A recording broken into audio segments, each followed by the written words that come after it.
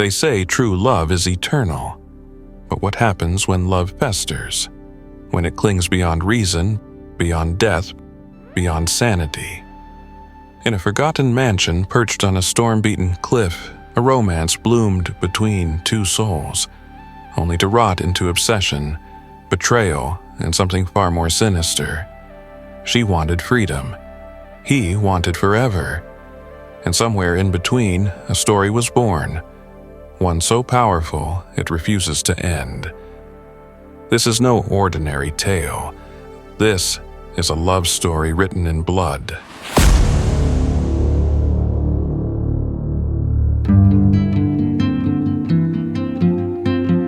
The novel opened on a thunderstorm, as all great horror stories often do. But this one promised more than creaking floorboards and flickering lights. It was not the house that held secrets. It was the heart of the man who lived within it. Julian Thorne, a wealthy recluse with a tragic past, had found solace in the pages of rare books and the silence of a house much too large for one man. His mansion sat on the edge of a cliff, battered by waves and haunted by memories. To outsiders, it was the perfect setting for a ghost story. But for Julian, it was simply home, until she arrived. Her name was Lila.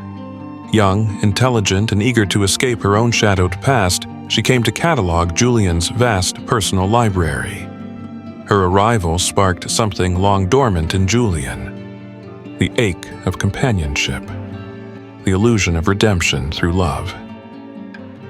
He watched her move among the shelves like a wraith of light, her fingers trailing over spines that had not been touched in years. She was the opposite of everything in his world: warm, alive, and unknowingly dangerous. The townspeople whispered. They always had. Julian was a man surrounded by rumor, from the tragic drowning of his first wife to the sudden disappearance of his last assistant.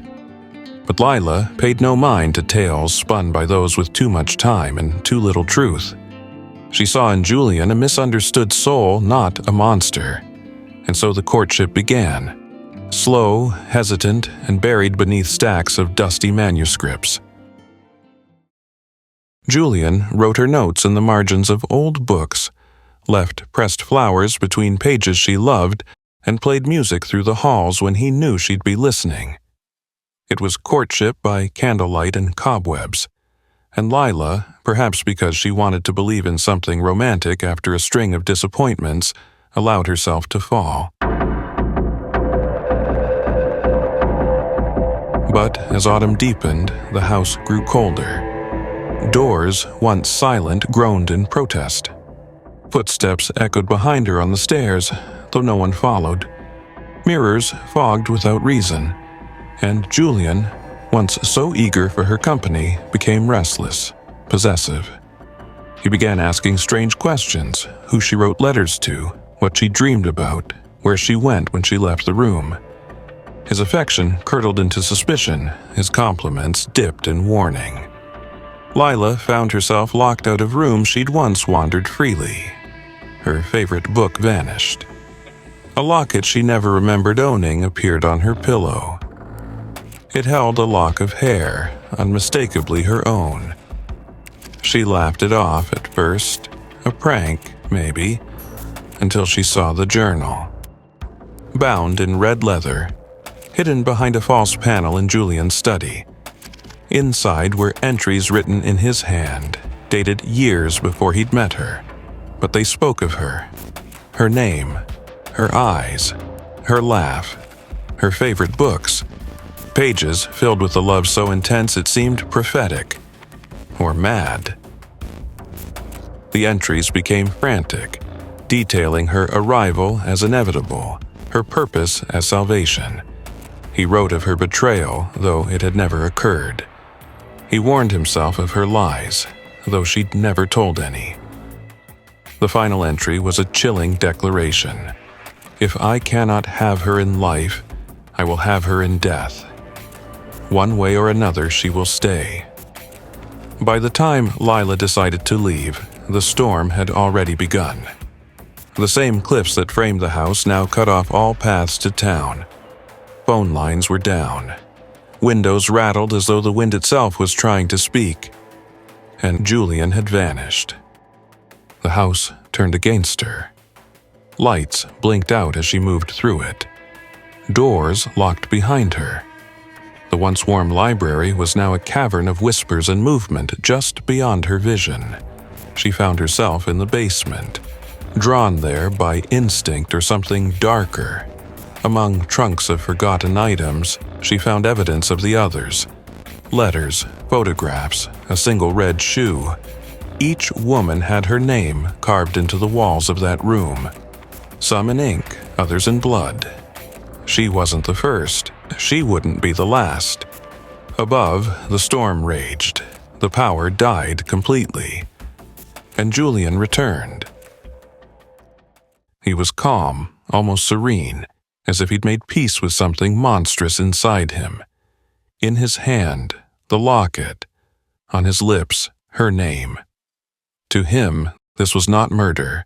This was eternal love, a promise kept. A story ending the only way it could. But Lila was not a character in his book. She ran.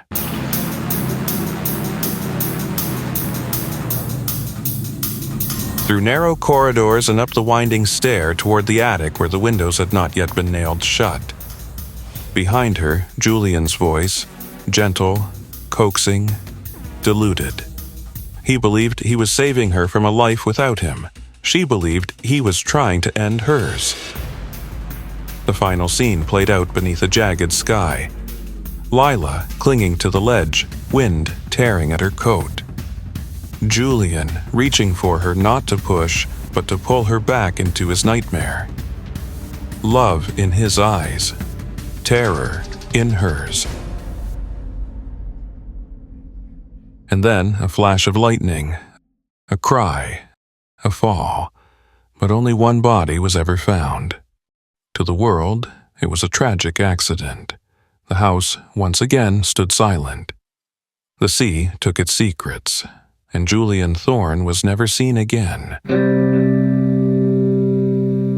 But deep within the library, beneath the dust and the shadows, a new journal waited. Its first page had been written in a delicate, familiar hand, and it began, "He loved me to death."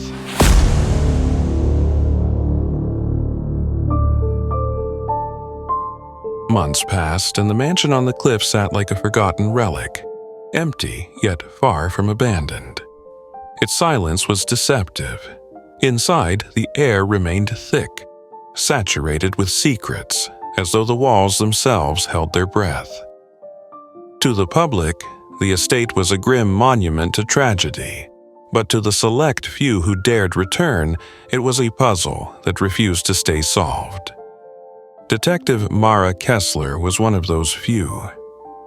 She had investigated the house after Julian Thorne's disappearance, but without a second body, no charges had ever been filed. Lila was presumed dead. Her body had never been recovered, but the blood found on the attic floor suggested her end had been violent. The case was closed. And yet, something gnawed at Mara, a loose thread she couldn't ignore. She returned to the house not as a cop, but as a woman haunted by unfinished business. The mansion had changed little. Dust covered everything like a burial shroud. Books remained stacked where Lila had once organized them.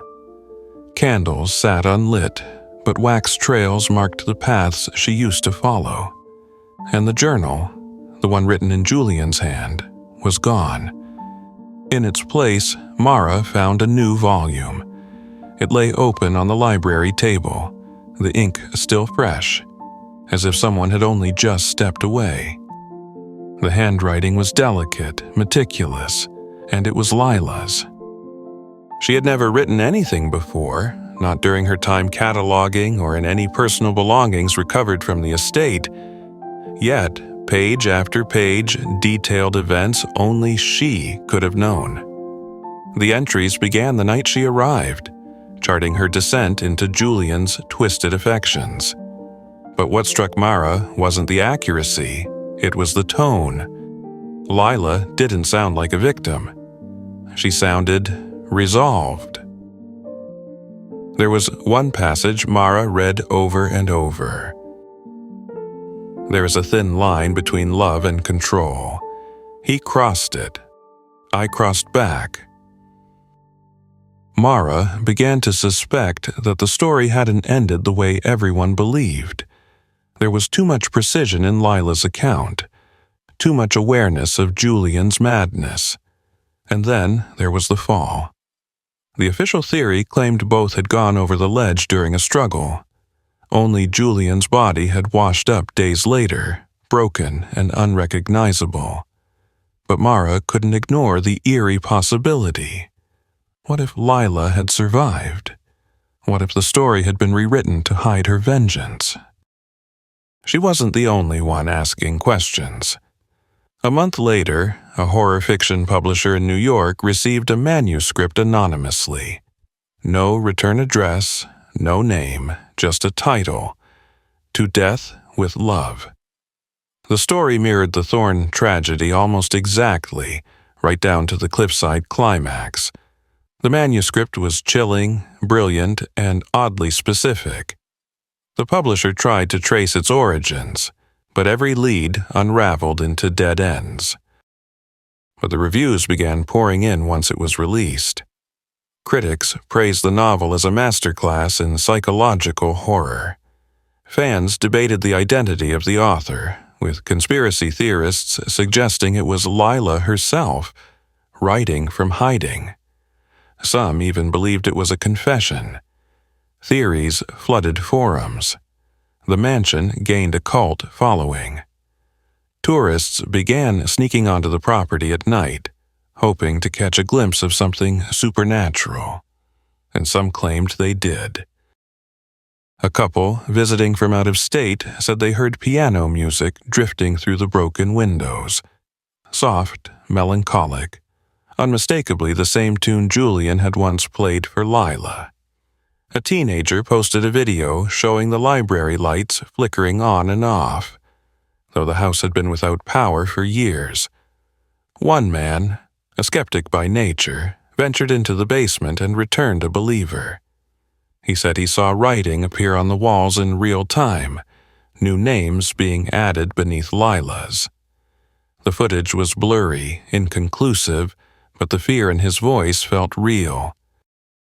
The mansion wasn't just haunted, it was alive, feeding on the energy of its past, retelling the same story with new players.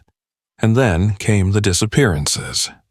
2 aspiring horror writers vanished after sneaking into the house one stormy night. They had been documenting their experience for a YouTube series, but only one short clip was ever recovered. It showed one of them reading from To Death with Love in the library, laughing nervously as thunder cracked overhead. Then the camera cut out. Search teams found their car at the bottom of the hill. Inside, the passenger seat held a single page, torn from the original manuscript. The excerpt was not in any published version. It read, "They came to steal my story, so I gave them a new ending." This wasn't coincidence, this was intent. Back in town, Mara Kessler pored over old case files and new theories. She read and reread Lila's journal, trying to discern motive from madness. The more she read, the more convinced she became that Lila hadn't been a passive victim. She had fought, and perhaps she had won, but not without consequence. Julian's love had suffocated her. But what emerged from that suffocation may have been something else entirely, something cold, something cunning. Lila had learned from the master, and now she was writing her own chapters. Mara decided she would return to the mansion one last time, not as a detective, but as a woman searching for closure. She would go alone, as Lila once had. And if the house truly remembered, If it truly retained the pain and passion and betrayal soaked into its bones, then it would show her the truth. She packed only a flashlight, a recorder, and a copy of the novel. And the last words she spoke before entering were the same ones Lila had written at the end of her journal. He loved me, but I outloved him. The house waited, and this time it would choose who lived and who merely became part of the story. Detective Mara Kessler stepped through the warped wooden doors of the Thorne mansion one final time, the stale scent of damp stone and aging parchment wrapping around her like a warning. Her boots echoed across the foyer, a sharp sound swallowed by the thick silence. The house, long left to rot and remember, felt alert, as if it had been waiting. And perhaps in its own way, it had. The air was colder than it should have been. Not the kind of chill born from neglect, but something more visceral, more intimate. Like standing in the breath of someone you couldn't see. Mara pressed forward, flashlight in hand, casting flickering beams across the peeling wallpaper and rotting floorboards. The mansion had not improved with time. It sagged under its own history. In the library, the hearts of the house, the journal lay once more on the center table. Its red leather cover gleamed unnaturally under the dim light. The same journal that had disappeared, reappeared, then vanished again, only now it was different. Older, more worn, as though it had lived through several lifetimes of betrayal. Mara opened it to a blank page, then watched in frozen horror as black ink began to form before her eyes. It wrote, "You came for answers. Will you stay for the ending?" She backed away instinctively, heart pounding. She knew now what had happened. Lila had survived, yes, but not as herself. The woman who had once feared Julian had absorbed his obsession, his hunger for control, and turned it inward, outward, everywhere.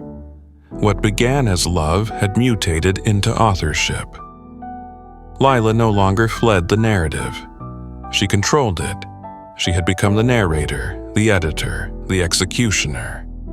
The house was her manuscript, and it would not let Mara leave until her role was fulfilled. The flashlight flickered, then died. A deep groan rolled through the house's foundation, like a sigh of satisfaction. Upstairs, a door slammed shut. Then another, and another. The house rearranged itself, shifting like a living thing. Mara stumbled into the hallway, guided only by memory and instinct. Shadows moved ahead of her, not fleeing the light, chasing it. She reached the attic staircase, but the top was blocked by an ornate mirror that hadn't been there before. In its cracked reflection, Mara didn't see herself. She saw Lila, pale, calm, unblinking, her fingers resting on the same journal. Behind her, Julian stood with eyes sunken and skin gray with the decay, his hand on her shoulder. But they weren't struggling. They weren't afraid. They were together. The mirror shimmered and warped. It was not showing the past. It was showing the present. Mara turned and ran, but the house was no longer passive. The corridors stretched and collapsed behind her. Rooms melted into one another. And every corner returned her to the library. Always the library. Always the journal. The house had made its decision. She flipped the journal open again, desperate. A new entry had formed. She didn't believe the story, so the story became her. Mara screamed, not out of fear but defiance, and tore the journal in half. Pages fluttered into the air like feathers torn from a dead bird. The walls screamed with her. Books flew from shelves. A gust of wind blasted through the shattered windows, extinguishing every candle in one violent exhale. And then, silence. Utter, perfect silence. She stood in the wreckage of the library, chest heaving, surrounded by fragments of the manuscript. The journal, torn in two, no longer bled ink. It was just paper. Dead paper. The house had gone still. Outside, dawn crept over the horizon. She fled. The mansion did not stop her. In the months that followed, Mara changed. She retired from the force, moved far from the coast. She spoke little, but when she did, it was always with precision, as if choosing each word with a weight none could understand. The Thorne mansion was declared structurally unsound and slated for demolition. But when workers arrived, they found no building, no foundation, just a barren cliffside untouched by time. As if the house had never existed. But the story did. Copies of To Death with Love began reappearing in strange places, bookstores that never stocked it, libraries that claimed they had discarded it. The edition was never quite the same. Some contained extra chapters. Others bore different endings. In one version, Julian survives. In another, Lila never arrives. In the rarest editions, there's a new character, a detective who gets too close to the truth, only to vanish without a trace. Readers report feeling watched while reading. Some say they hear piano music in their homes after finishing the book. A few, the most devoted fans, report dreams, vivid, immersive, recurring dreams of a house on a cliff where they are loved completely, dangerously, eternally. But they never wake from those dreams. The final known edition of To Death with Love was discovered in a motel room in upstate New York. The guest was never found. The room had been locked from the inside, but the book lay open on the nightstand, its last line scrawled across the bottom margin in fresh ink. He loved her to death, and she rewrote the ending.